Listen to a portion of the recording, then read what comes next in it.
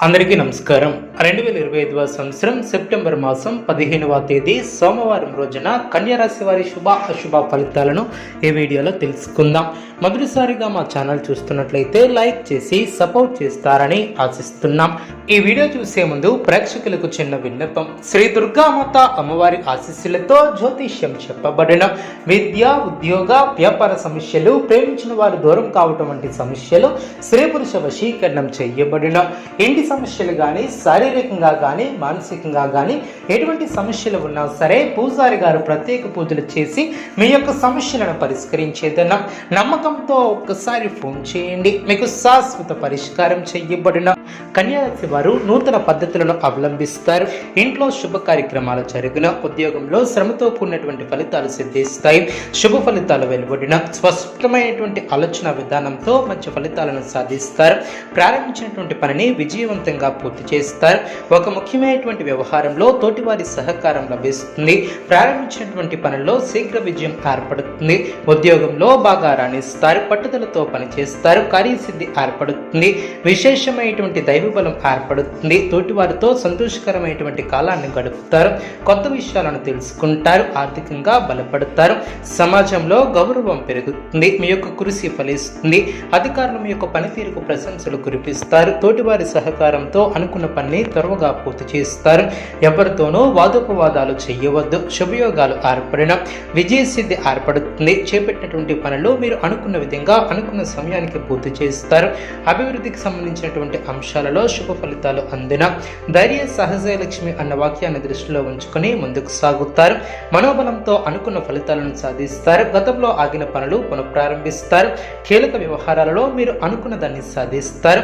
మిశ్రమ కాలం అనే చెప్పవచ్చు. మీ యొక్క రంగాలలో ఆటంకాలు తొలగిన, ఓర్పుతో వ్యవహరిస్తారు.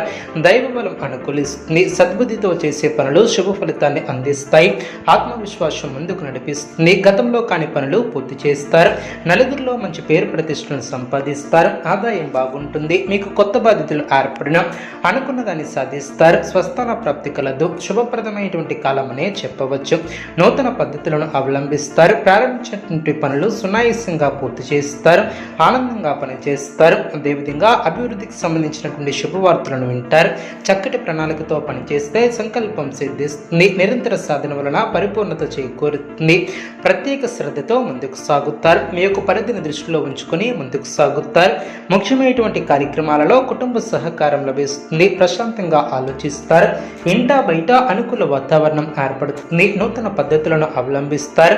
సన్నిహితుల నుంచి అరుదైనటువంటి ఆహ్వానాలు అందిన, వృత్తి ఉద్యోగాలలో పనిభారం నుంచి ఉపశమనం లభిస్తుంది. నూతన వ్యక్తులతో పరిచయాలు ఏర్పడిన, చేపట్టినటువంటి పనులు సజావుగా పూర్తి చేస్తారు. వృత్తి వ్యాపారం లాభసాటిగా సాగిన, సంఘంలో ప్రముఖుల నుంచి విశేషమైనటువంటి ఆదరణ ఏర్పడుతుంది. వ్యాపారంలో వివాదాలకు సంబంధించినటువంటి కీలక సమాచారం లభిస్తుంది. వ్యాపారస్తులకు నూతన అవకాశాలు లభిస్తాయి.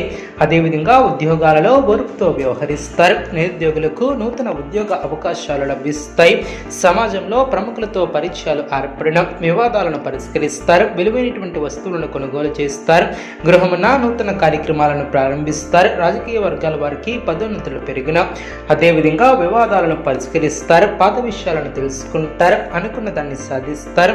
ఉద్యోగాలలో మరింత ఆనందంగా పనిచేసి లాభాలను అందుకుంటారు. గృహమున శుభ కార్యక్రమాల ప్రయత్నాలు ఫలిస్తాయి. వ్యాపారాన్ని విస్తరిస్తారు. వ్యాపారంలో లాభాలు అందుకుంటారు. అనుకున్న దాన్ని సాధిస్తారు. స్వస్థాన ప్రాప్తి కలదు. నూతన పద్ధతులను